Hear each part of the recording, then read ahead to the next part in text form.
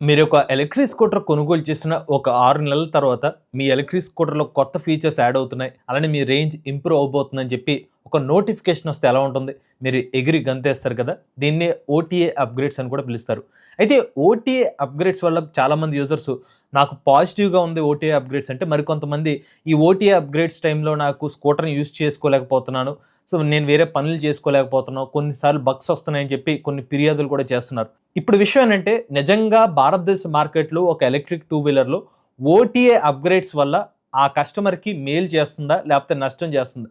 Complete డీటెయిల్స్‌ని ఈరోజు మన EV కుర్రాడు ఛానెల్ తెలుసుకుందాం. నమస్తే, నేను మీ కృష్ణ చైతన్య మండేలో మీ ఈవీ కుర్రాడు. సో, టాపిక్‌లోకి ఎంటర్ అయ్యే ముందు మీరు ఏ ఎలక్ట్రిక్ స్కూటర్ ఉపయోగిస్తున్నారు? ఒకవేళ మీరు వాడుతున్న స్కూటర్‌లో ఓటీ అప్‌గ్రేడ్స్ వస్తే అది మీకు పాజిటివ్‌గా మార్చిందా మీ లైఫ్‌ని? లేకపోతే నెగెటివ్‌గా వచ్చిందా మీ యూజర్ ఎక్స్‌పీరియన్స్‌ని కామెంట్ రూపంలో చేయండి. మీరు ఒక ఎలక్ట్రిక్ స్కూటర్ లేదా ఎలక్ట్రిక్ బైక్ లేదా ఎలక్ట్రిక్ సైకిల్ కొందాం అనుకుంటున్నారా? కానీ మంచి వెహికల్ ఏంటో తెలియక కన్‌ఫ్యూజ్ అవుతున్నారా? అయితే కేవలం ₹199కే మన ఈవీ కుర్రాడు కోర్సులో జాయిన్ అవ్వండి. ఒక బెస్ట్ ఈవీ కొనుక్కోవడానికి కావాల్సిన నాలెడ్జ్‌ని మీరే పొందండి. సో, ఫస్ట్ అయితే మనం ఈ ఓటీఏ అంటే అర్థమైంది తెలుసుకుందాం అండి. ఓటీఏ అంటే ఓవర్ ది ఎయిర్ అప్డేట్ అని పిలుస్తారు.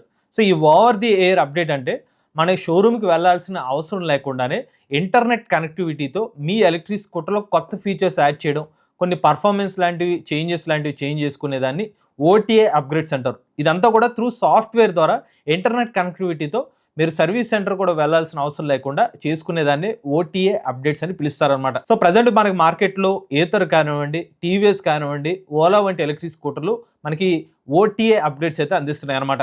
ఇక ఈ ఓటీఏ అప్‌గ్రేడ్స్ ద్వారా మీకు కొత్త ఫీచర్స్ కానివ్వండి, లేకపోతే బగ్స్ ఏమైనా వస్తే వాటిని రెక్టిఫై చేయడం కానివ్వండి, లేకపోతే కనెక్టివిటీ రిలేటెడ్ ఇంప్రూవ్‌మెంట్స్ కానివ్వండి, కొన్ని సార్లు పర్ఫార్మెన్స్ రిలేటెడ్‌గా కూడా ఎనర్జీ మేనేజ్మెంట్ సిస్టమ్‌లో కొన్ని చేంజెస్ లాంటివి కూడా ఈ ఓటీఏ అప్‌గ్రేడ్స్ ద్వారానే చేస్తూ ఉంటారనమాట. సో, ఫస్ట్ మనం ఓటీఏ అప్‌గ్రేడ్స్ వల్ల పాజిటివ్స్ ఏంటో తెలుసుకుందాం అండి. ఉదాహరణకు మన ఏథర్ ఎనర్జీ కంపెనీ వాళ్ళ అఫీషియల్ వెబ్‌సైట్‌లోనే చెక్ చేసుకుంటే గనక వీళ్ళు ఇప్పటి వరకు ఓటీ అప్‌గ్రేడ్స్‌లో మొత్తం 7 అప్డేట్స్ అయితే తీసుకొచ్చారు. ఒక్కొక్క అప్డేట్‌కి ఒక్కొక్క పేరైతే ఇచ్చారు. సో, వీళ్ళు ఒక్కొక్క అప్డేట్‌లో ఏమేమి చేంజెస్ తీసుకొచ్చారు, డాష్ బోర్డ్స్ సంబంధించిన ఒక అప్డేట్ కానివ్వండి, నెక్స్ట్ థెఫ్ట్ టో డిటెక్షన్ కానివ్వండి, ఆటో థీమ్ స్విచ్చింగ్ కానివ్వండి, ఆ తర్వాత స్మార్ట్ ఎకో మోడ్ కానివ్వండి, పవర్ బార్ కానివ్వండి, ఆ తర్వాత డాష్ బోర్డ్ ఎన్హాన్స్మెంట్స్ కానివ్వండి, ఆ తర్వాత గూగుల్ వెక్టార్ మ్యాప్స్ కానివ్వండి, ఇలాగా ప్రతి ఇయర్ కూడా ఏథర్ ఎనర్జీ కంపెనీలు కొత్త అప్డేట్స్ లాంటివి అయితే తీసుకొస్తూ వచ్చారన్నమాట. ఇది ఏథర్ ఎనర్జీ రిలేటెడ్ గా మీరు చూసినట్లయితే సాఫ్ట్వేర్ రిలేటెడ్ గా మోస్ట్లీ అప్డేట్స్ అనేవి వచ్చినాయి అనమాట. యూజర్ ఇంటర్ఫేస్ పరంగా కానివ్వండి, కొత్త ఫీచర్స్ అనేవి డాష్ బోర్డ్ యాడ్ చేయడం కానివ్వండి, ఇలాంటి ఫీచర్స్ ఏథర్ ఎనర్జీ రిలేటెడ్ గా జరిగిన పాజిటివ్స్. సేమ్ ఇలానే ఓలా సంబంధించిన మూవ్ ఓఎస్ పరంగా చూసుకుంటే మూవ్ ఓఎస్ లో కూడా చాలా అప్డేట్స్ అనేవి ఇప్పటివరకు ఆ కంపెనీ వాళ్ళు అయితే తీసుకొచ్చి అనేది చెప్తున్నారన్నమాట. ఇందులో మనకి multiple UI interface changes, Ola electric స్కూటర్లో ముఖ్యంగా S1 Pro electric scooter models లో మీకు నచ్చిన థీమ్స్ లాంటివి అయితే మీరు చేంజెస్ చేసుకోవచ్చు అనమాట. ఈవెన్ వైఫై కనెక్టివిటీ కానివ్వండి, డార్క్ మోడ్ కానివ్వండి, హిల్ హోల్డ్ ఫీచర్ కానివ్వండి, ఆటో టర్న్ ఆఫ్ ఇండికేషన్ కానివ్వండి, range prediction, proximity unlock, advance regenerative braking, cruise control. So, ఇవి ఇనీషియల్‌గా ఈ ఎలక్ట్రిక్ స్కూటర్ కొనుగోలు చేసినప్పుడు క్రూజ్ కంట్రోల్ అనేది ఓలా ఎలక్ట్రిక్ స్కూటర్‌లో లేదు. ఆ తర్వాత క్రూజ్ కంట్రోల్ ఆప్షన్ వచ్చింది. ఆ తర్వాత వెహికల్ కొన్నప్పుడు అడ్వాన్స్ రీజనరేటివ్ బ్రేకింగ్ లేదు. తర్వాత అడ్వాన్స్ రీజనరేటివ్ బ్రేకింగ్ తీసుకొచ్చారు. సో, ఇలాగ ఒక్కొక్క ఎలక్ట్రిక్ స్కూటర్ మోడల్స్ లో కూడా ఆ కంపెనీని బట్టి ఆ ఓటీ అప్‌గ్రేడ్స్ అనేవి డిఫరెన్స్ గా ఉంటాయన్నమాట. ఇక టీవీఎస్ మోటార్ కంపెనీ వాళ్ళు కూడా టీవీఎస్ రిలేటెడ్ గా మీరు షోరూమ్‌కి వెళ్ళాల్సిన అవసరం లేకుండానే కనెక్టివిటీ ఫీచర్స్ లాంటి కొన్ని అప్‌గ్రేడ్స్ అనేవి టీవీఎస్ ఐక్యూబ్ ఎలక్ట్రిక్ స్కూటర్లో కూడా అందించడం జరిగింది. సో, నేను న్యూస్ ఫాలో అయినప్పుడు నాకు పర్సనల్‌గా 2 మేజర్ బిగ్ చేంజెస్ ఏమనిపించినాయంటే, ఏథర్ ఎనర్జీ కంపెనీ వాళ్ళు రీసెంట్‌గా ఏథర్ కమ్యూనిటీ డేలో ఏథర్ రిస్టా ఎలక్ట్రిక్ స్కూటర్స్ ఎవరైతే టాప్ అండ్ వేరియంట్ కొనుగోలు చేశారో వాస్తవానికి కస్టమర్లు కొనుగోలు చేసినప్పుడు వితౌట్ టచ్ స్క్రీన్ ఆప్షన్ అని చెప్పారు. బట్ కేవలం ఏథర్ సంబంధించిన కమ్యూనిటీ ఈవెంట్‌లో వాళ్ళు ఒక అనౌన్స్‌మెంట్ ఇచ్చారు.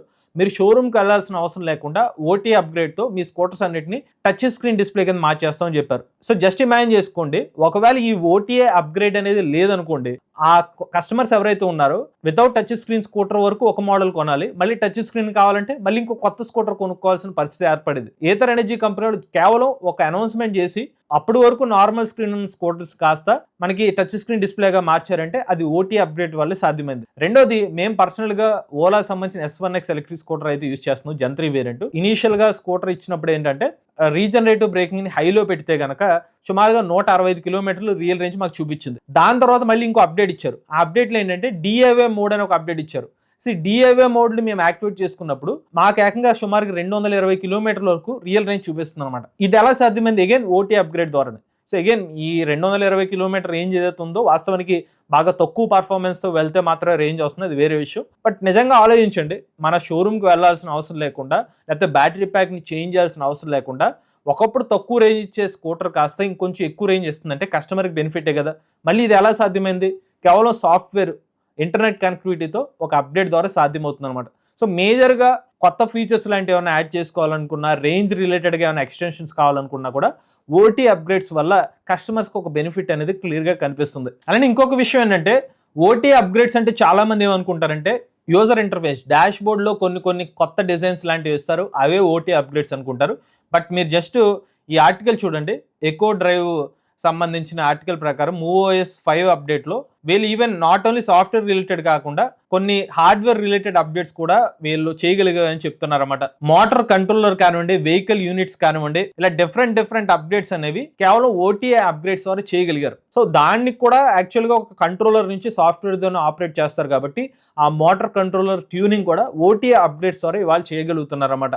సో ఈ వీటిని కూడా ఓటీ అప్గ్రేడ్స్ ద్వారా ఇప్పుడు మార్కెట్లో చేస్తున్నారు. అంతేకాకుండా నిన్న ఒక అప్డేట్ ఏమొచ్చిందంటే, సింపుల్ ఎనర్జీ కంపెనీ వాళ్ళు తమ సింపుల్ జెన్ 2 ఎలక్ట్రిక్ స్కూటర్స్ వరకు ఫాస్ట్ ఛార్జింగ్ సపోర్ట్ ఇస్తున్నాం అని చెప్తున్నారు బోల్ట్ సంబంధించిన ఛార్జింగ్ స్టేషన్ వద్ద. బట్ సింపుల్ జెన్ 1 స్కూటర్స్ కి మాత్రం ఇంకొక అప్డేట్ ఇస్తామని చెప్తున్నారు. ఆ అప్డేట్ వచ్చినప్పుడు ఆ స్కూటర్స్ కూడా ఫాస్ట్ ఛార్జింగ్ సపోర్ట్ అవుతుందని చెప్తున్నారు. మీరు ఊహించుకోండి, కేవలం ఒక ఓటీ అప్గ్రేడ్, ఇంటర్నెట్ కనెక్టివిటీ ద్వారా ఒక పాత స్కూటర్ని కాస్త కొత్త స్కూటర్ లాగా మార్చేసే ఫీచర్స్ అన్ని కూడా ఈ ఓటీ అప్డేట్స్ ద్వారా సాధ్యమవుతుంది అనమాట. ఇప్పటివరకు మనం మాట్లాడుకున్న అన్ని కూడా పాజిటివ్ అంశాలు అనమాట.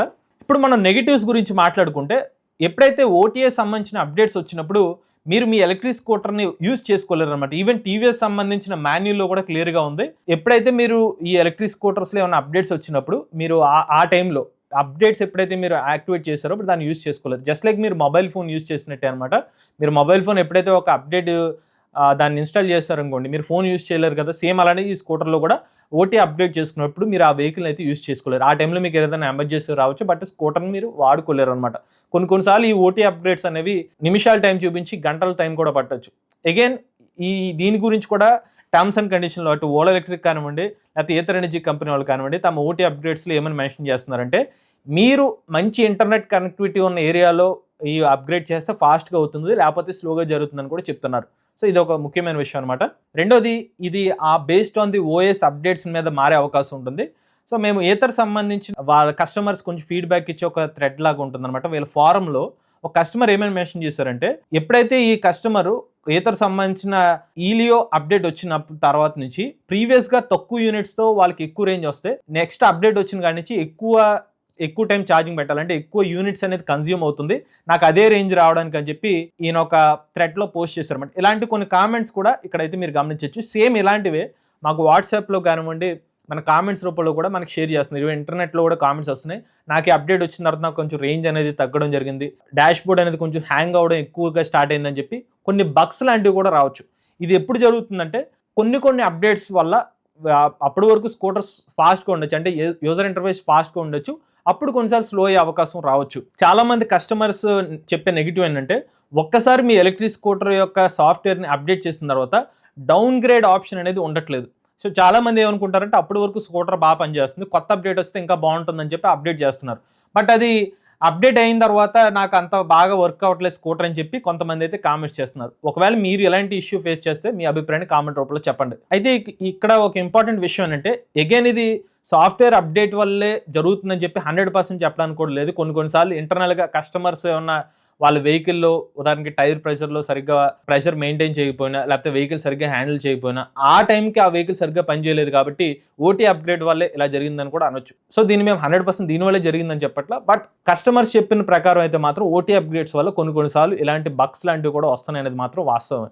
ఇప్పుడు ఎవరైతే ఓటీ అప్గ్రేడ్స్ చేస్తారో కంపెనీస్ ఏమైనా గైడ్ లైన్స్ ఫాలో అవుతారా ఈ ఓటీ అప్గ్రేడ్స్ అంటే? భారతదేశంలో AS 190 అనే స్టాండర్డ్ ద్వారానే ఇండియాలోనే ఈథర్ కానివ్వండి, టీవీఎస్ కానివ్వండి, బజాజ్ కానివ్వండి, ఓలా కానివ్వండి, ఆంపియర్ కానీ ఎవరైనా కూడా ఈ పర్టికులర్ స్టాండర్డ్స్ ప్రకారమే ఓటీ అప్గ్రేడ్స్ అయితే ఇస్తారన్నమాట. సో ఇందులో 4 పద్ధతులు అయితే ఉంటాయి. ఫస్ట్ చూసుకునేది సాఫ్ట్వేర్ అప్డేట్ మేనేజ్మెంట్ సిస్టమ్ ఉంటుంది, దీన్నే సమ్స్ అని కూడా పిలుస్తారు. ఇందులో ఏంటంటే కంపెనీ వాళ్ళు కస్టమర్కి ఇచ్చిన ఫస్ట్ అప్డేట్ నుంచి లాస్ట్ అప్డేట్ వరకు ప్రతి దాన్ని కూడా వాళ్ళు స్టోర్ చేసుకోవాలన్నమాట. సో దాన్ని అయితే ఫస్ట్ ఫాలో అవుతారు. రెండోది టెస్టింగ్ అండ్ వ్యాలిడేషన్. కస్టమర్కి డైరెక్ట్గా ఈ పర్టికులర్ సాఫ్ట్వేర్ అయితే పంపించారు అనమాట. దీన్ని ముందుగా టెస్టింగ్ మరియు వ్యాలిడేషన్ అయితే చేయాల్సి అయితే ఉంటుంది. ఎన్నోసార్లు టెస్ట్ చేసిన తర్వాత మాత్రమే ఈ ఓటీ అప్గ్రేడ్ అనేది యూజర్స్కి అయితే అందించాలని చెప్పి ఈ AS 190 స్టాండర్డ్ చెప్తుంది అనమాట.